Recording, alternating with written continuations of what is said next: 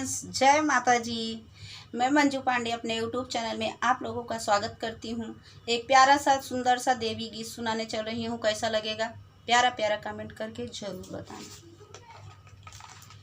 सात बहिनिया दुर्गा मैया बैठल बड़ी आंगनवा में। सात बहिनिया दुर्गा मैया बैठल बड़ी आंगनवा में। सोने झुलुआ लगौबै है मैया, सोने झुलुआ लगौबै है मैया।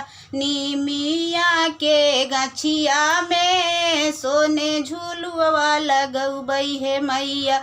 नीमिया के गछिया में सोने सुराही गंगा जल पानी, सोने सुराही गंगा जल पानी।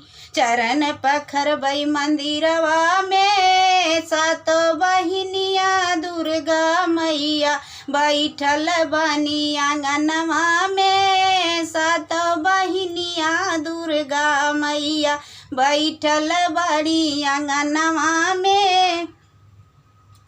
सोने सिंहासन फूल के आसन, सोने सिंहासन फूल के आसन। आसन लगाऊब मंदिरवा में। सात बहिनिया दुर्गा मैया बैठल बड़ी आंगनवा में। सात बहिनिया दुर्गा मैया बैठल बानी आंगनवा में।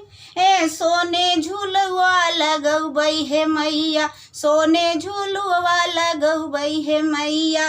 नीमिया के गछिया में सोने झुलुआ लगौबै है मैया। नीमिया के गछिया में सोने के थाल के 56 भोगवा, सोने के थाल में 56 भोगवा। भोगवा लगाई मंदिरवा में। सात बहिनिया दुर्गा मैया बैठल बड़ी आंगनवा में। सात बहिनिया दुर्गा मैया बैठल बड़ी आंगनवा में। जो सोने झुलुआ लगौबै मैया। नीमिया के गछिया में सोने झुलुआ लगौबै है मैया। नीमिया के गछिया में सात बहिनिया दुर्गा मैया बैठल बड़ी आंगनवा में। सोने झुलुआ लगौबै है मैया। नीमिया के गछिया में सोने झुलुआ लगौबै है मैया। नीमिया के गछिया में कंचन थाल कपूर के बत्ती, कंचन थाल कपूर बत्ती। आरती उतारब मंदिरवा में।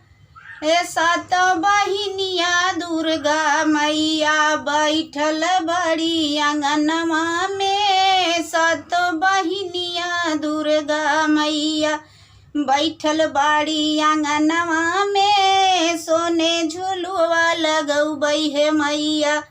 नीमिया के गछिया में सोने झुलुआ लगौबै है मैया। नीमिया के गछिया में सोने झुलुआ लगौबै है मैया। नीमिया के गछिया में